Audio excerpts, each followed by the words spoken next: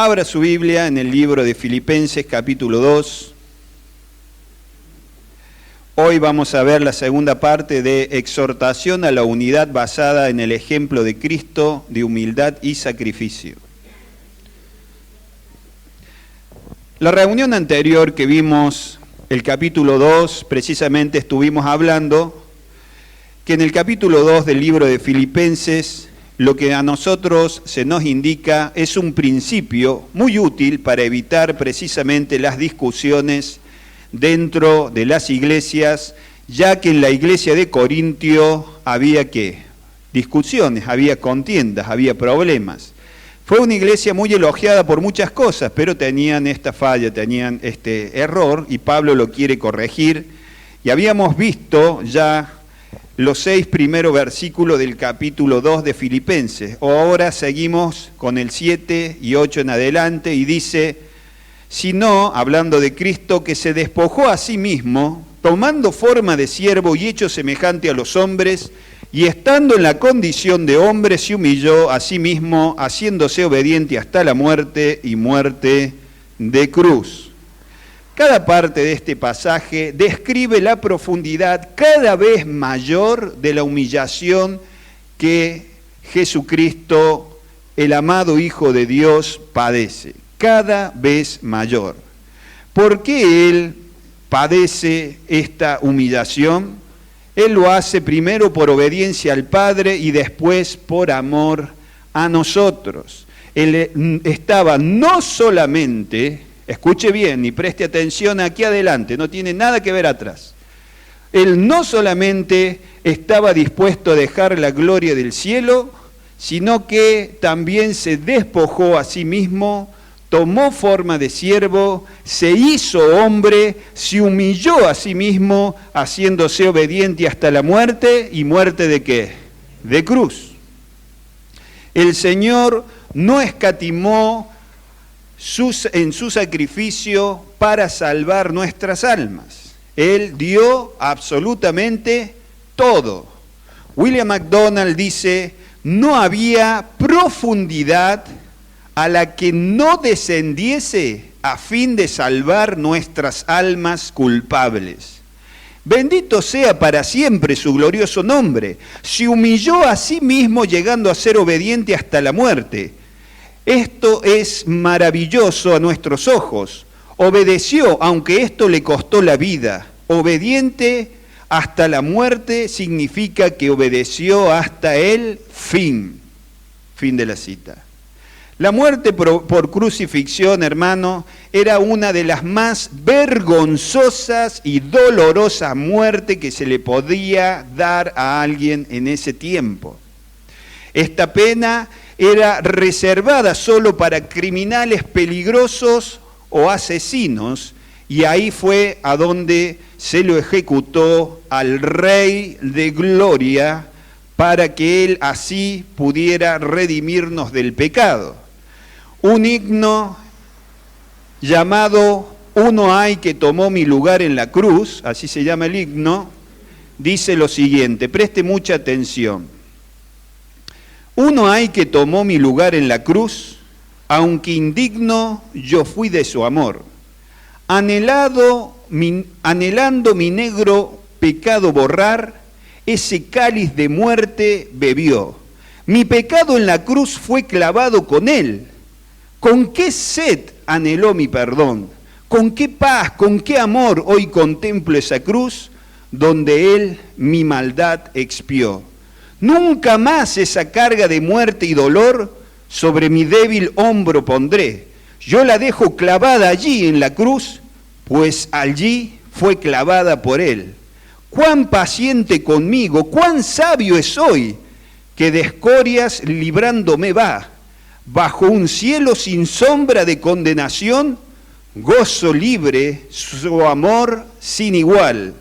Mi anhelo creciente es asirme de Él y ofrendarle mi vida en su altar, proclamar en un salmo de amor y de fe que en la cruz Él tomó mi lugar. Hermoso este himno. Él no escatimó, no mezquinó los esfuerzos, el sacrificio, el sufrimiento para llegar a alcanzar a los que estábamos perdidos. Filipenses 2:9 dice, por lo cual Dios también le exaltó hasta lo sumo y le dio un nombre que es que sobre todo nombre. En este versículo hay una vuelta de hoja. Los anteriores versículos describen lo que el Señor Jesús hizo. Él renunció a hacer su voluntad para hacer la voluntad de su Padre, que nos amó tanto que le entregó a Él por nosotros.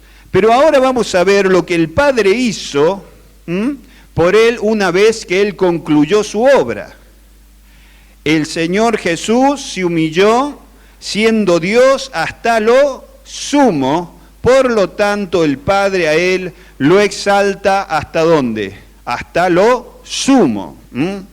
Dios el Padre le otorgó, dice aquí, el nombre que es sobre todo nombre. En otras palabras, le otorgó su propio nombre a su Hijo.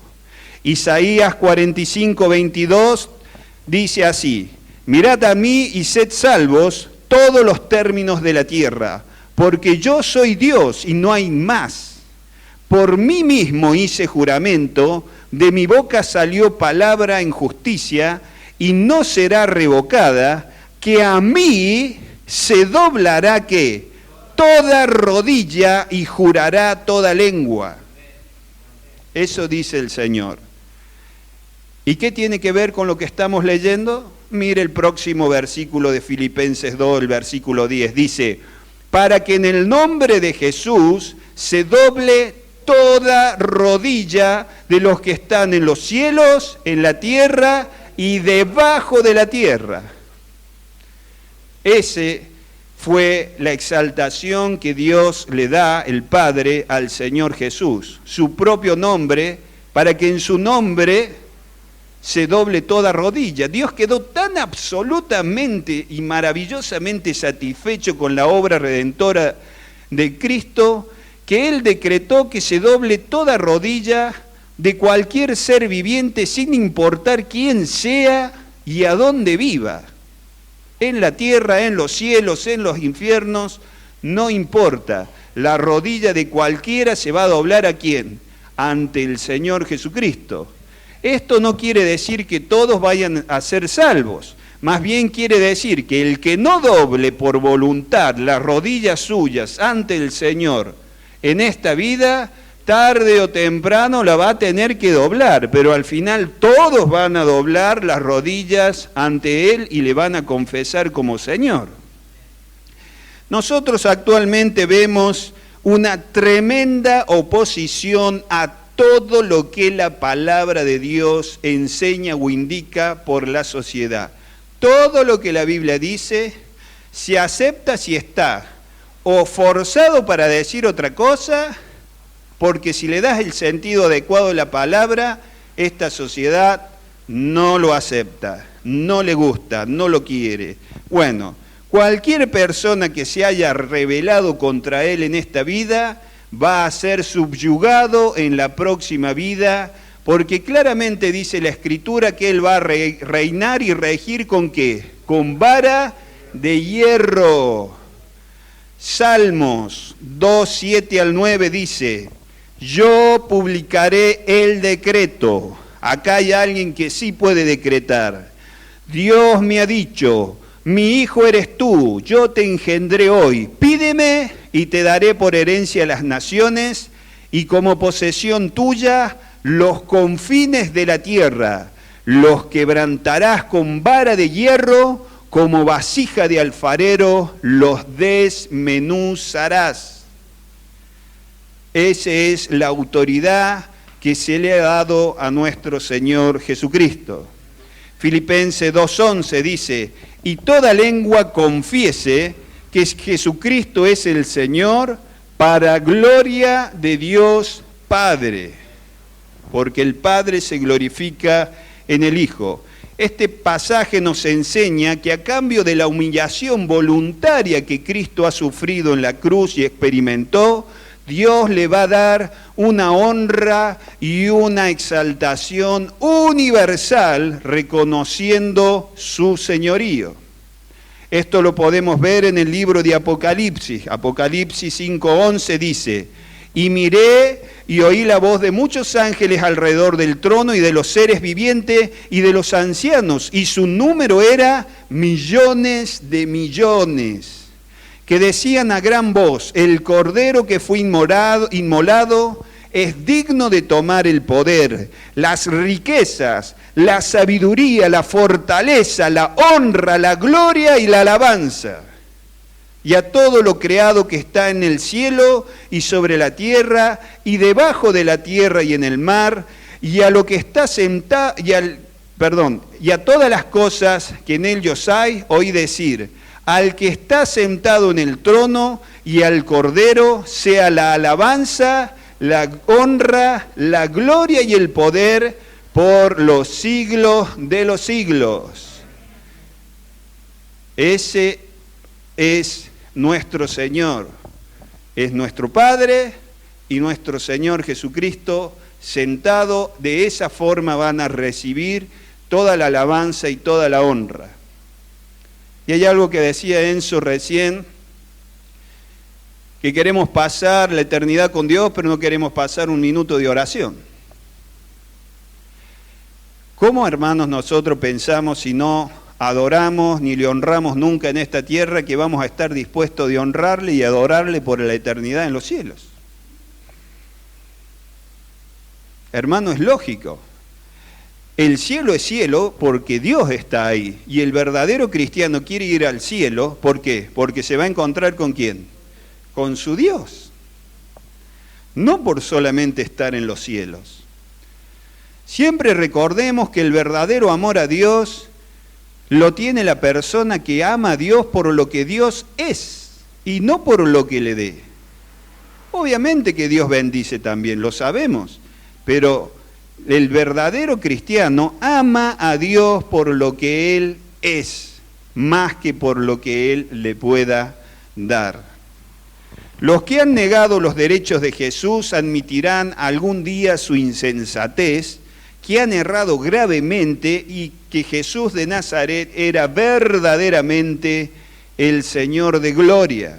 Él es el Señor de gloria. Y ahora nosotros debemos preguntarnos, ¿cómo estamos nosotros en relación a esta verdad? ¿Cómo estamos nosotros en relación a esta verdad? ¿Reconocemos el señorío de Cristo en todas las áreas de nuestras vidas? ¿O solo en algunas, en pocas? En la mayoría, pero no en todas. Nosotros, si decimos que Jesús es el Señor, entonces Jesús tiene que ser el Señor de toda nuestra vida. Todas las áreas de nuestra vida tienen que acomodarse y alinearse a lo que su palabra nos revela, porque si no, el Señor no es Señor nuestro. Ahora retornemos al motivo de las enseñanzas del capítulo 2 del apóstol Pablo. Más allá de las enseñanzas de la humillación de Cristo y de su exaltación y de su señorío sobre todas las cosas, el pasaje al iniciar nos dice que Él nos enseña esto ¿para qué? Para evitar y corregir el egoísmo y el espíritu contencioso y peleador dentro de la iglesia. Él no quiere esto dentro de la iglesia. Y el remedio para un espíritu contencioso, pendenciero, peleador, es la mente de Cristo. Y esta es la mente de Cristo que nosotros acabamos de leer. Que Él se humilló por amor a nosotros y en obediencia al Padre. Filipenses 2:12 dice así: por tanto, amados míos, como siempre habéis obedecido, no como en mi presencia solamente, sino mucho más ahora en mi ausencia, ocupaos en vuestra salvación ¿con qué? Con temor y temblor. Vamos a decirlo de nuevo. Ocupaos en vuestra salvación con temor y temblor. Los filipenses siempre habían obedecido a Pablo cuando él estaba presente, pero ahora él le dice, en mucho más ahora que estoy ausente, yo quiero que ustedes se ocupen de su salvación con temor y temblor. Temor y temblor. Ahora bien, este pasaje ha sido motivo de mucha confusión. Pablo no está enseñando que la salvación se gana o se mantiene mediante las obras. No está enseñando eso. Ya él ha explicado a lo largo de todas sus cartas, en muchos versículos, que la salvación es por gracia, mediante la fe en Jesucristo, no por obras. Gálatas 2:16, sabiendo que el hombre no es justificado por las obras de la ley, sino por la fe de Jesucristo, nosotros también hemos creído en Jesucristo para ser justificados por la fe de Cristo y no por las obras de la ley, por cuanto por las obras de la ley nadie será ¿qué? Justificado. ¿Quién puede decir que mediante sus obras le va a pagar la salvación a Dios? Nadie. No son las obras sino la gracia de Dios que nos concede el regalo de la fe para que nosotros podamos creer en la obra redentora de Cristo y recibir la justificación y la salvación. Es por fe, no es por obras. Romanos 11:6. Y si por gracia, ya no es por obras. De otra manera, la gracia ya no es gracia. Y si por obras, ya no es gracia. De otra manera, la obra ya no es obra. La salvación es por gracia, no es por obras. No confundamos. Es un regalo, un don de Dios inmerecido que le otorga a todo aquel que va con un corazón arrepentido, creyendo en Jesucristo. Él le otorga esta gracia. Es un regalo, es un don. No debemos pagarlo. Ahora, ¿qué significa entonces este versículo que hemos leído? Bien, el apóstol Pablo nos quiere decir que debemos vivir, hermanos, vivir, experimentar, aprovechar este don gratuito de Dios que nos ha dado con vidas de santidad o piedad práctica, horizontal, palpable, visible. Si nosotros somos del Señor y hemos creído, eso tiene que transformarse en una vida realmente santa, como consecuencia de esa fe. Parte de la consagración y la santidad del creyente es no estar en discordia con los hermanos y estar en paz en la medida que nos sea posible con todas las personas. Con todas. Estad en paz con todos. ¿Y en qué? En santidad, sin la cual nadie verá al Señor. Parte de nuestra consagración es estar en paz con los hermanos y con las otras personas en la medida que nos sea posible. Acá no nos está hablando de la seguridad que el cristiano tiene en Cristo, sino en la liberación de las trampas que nos estorban a nosotros para hacer la voluntad del Señor. De eso se está refiriendo. También debemos resaltar que nos dice que debemos ocuparnos de llevar una vida consagrada, de amor, de paz, de piedad. ¿Con qué? Con temor y temblor. Hay cristianos que no quieren aceptar que el temor y el temblor sea parte de la vida del cristiano. Hermanos, si nosotros no andamos en amor, usted tiene que andar en temor, porque el Señor lo va a disciplinar. Hay personas que dicen, no, porque el perfecto amor echa fuera el temor. Sí, pero lee bien ese pasaje. Te está diciendo que si andamos en amor, no debemos temer. Si andamos amando a Dios y a los hermanos, no debemos temer. Pero si nosotros no andamos en amor, el temor que tengamos es bien legítimo. No es un engaño del diablo. Es un temor legítimo. Es tu conciencia que te está diciendo no estás andando como tenés que andar, o el Espíritu de Dios. Nosotros debemos temer y temblar ante la idea de entristecer al Espíritu Santo, por dos motivos. Primero, por lo que el Espíritu Santo es, y segundo, por lo que Él puede hacer para disciplinarnos. Efesios 4:29 al 31. Ninguna palabra corrompida salga de vuestra boca. Ojo con las malas palabras.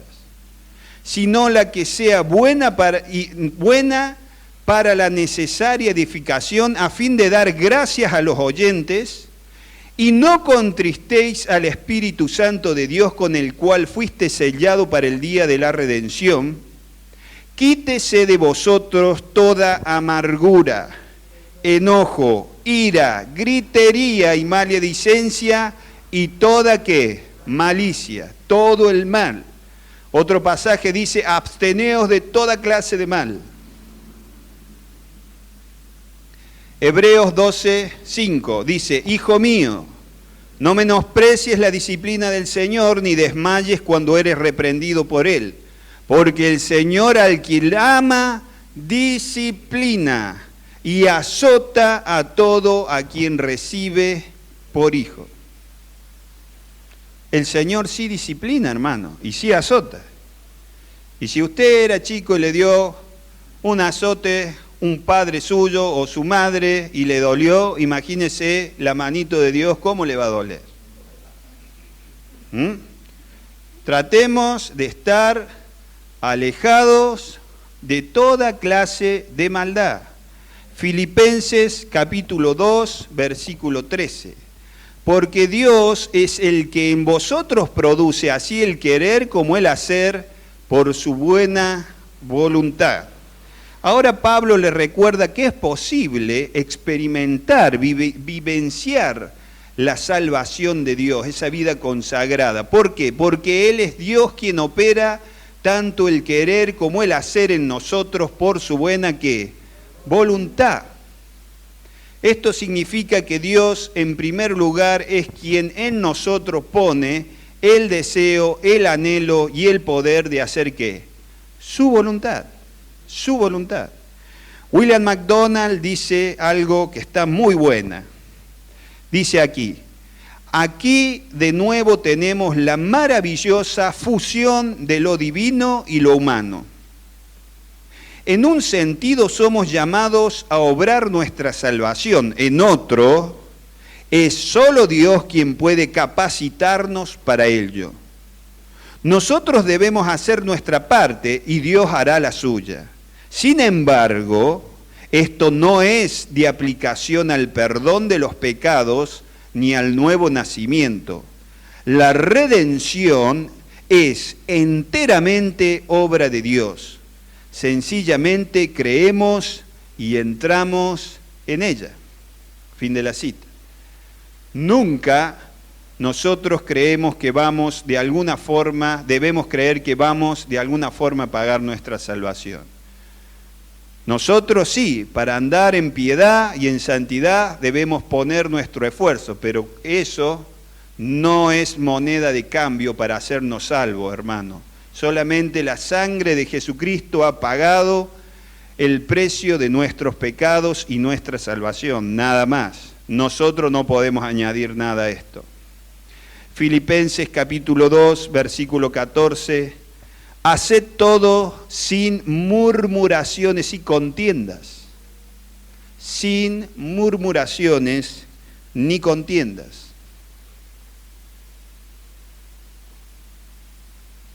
Hay personas que obedecen o sirvan a Dios a regañadientes. A regañadientes. Y eso a Dios le molesta muchísimo. Nadie le obedece ni le sirve en vano, más allá de que otras personas lo reconozcan o no. Dios va a reconocer su servicio y su fidelidad. Punto. Las personas, muchas veces hay personas que sirven al Señor esperando que otros reconozcan su esfuerzo. Esos son cristianos que tarde o temprano dejan de ser cristianos o se frustran, etcétera, etcétera. Son personas que se congregan muchas veces, pero que no han nacido de nuevo. No han nacido, están esperando el reconocimiento de hombres.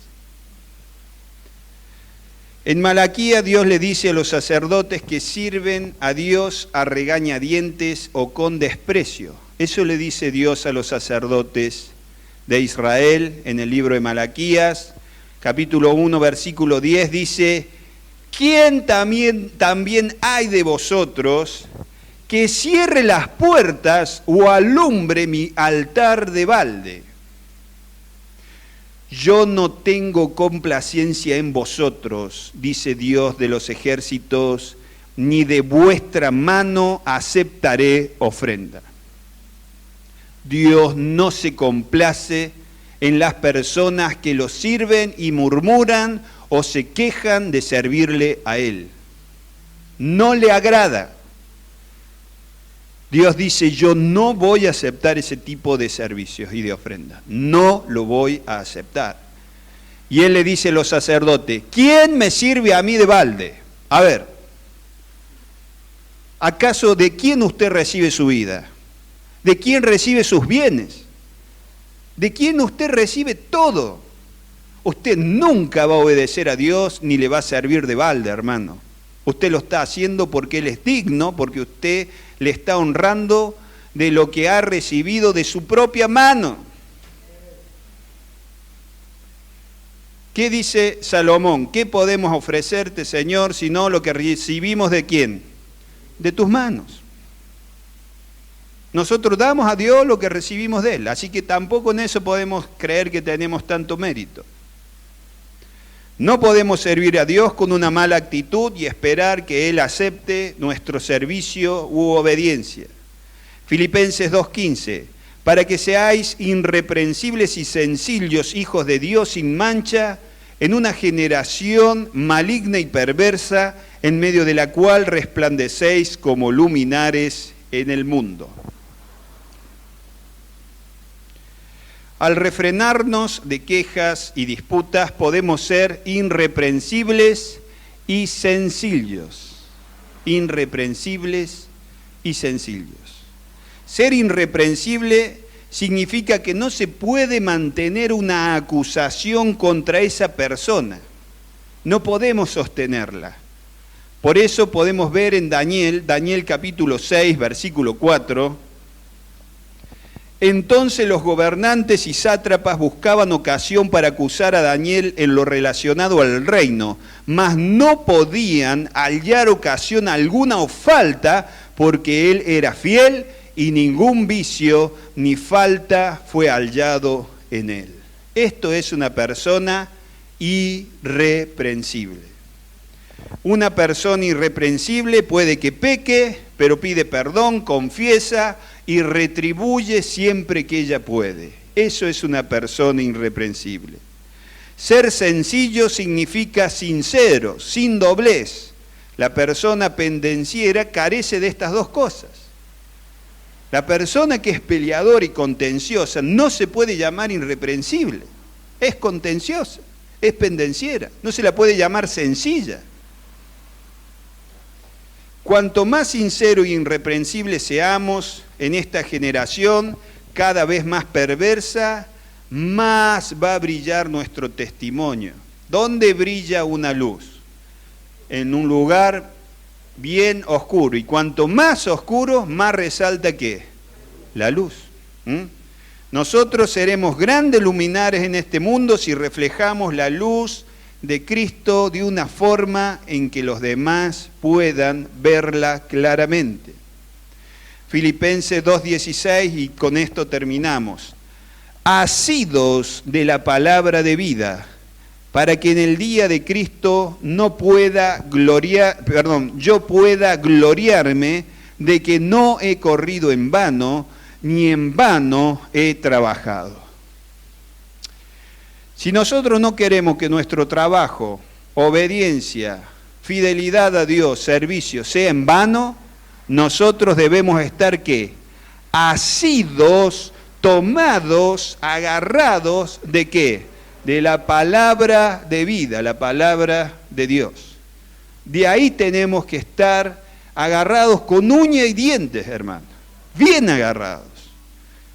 Debemos ser fieles a lo que la palabra de Dios enseña para todas las áreas de nuestras vidas.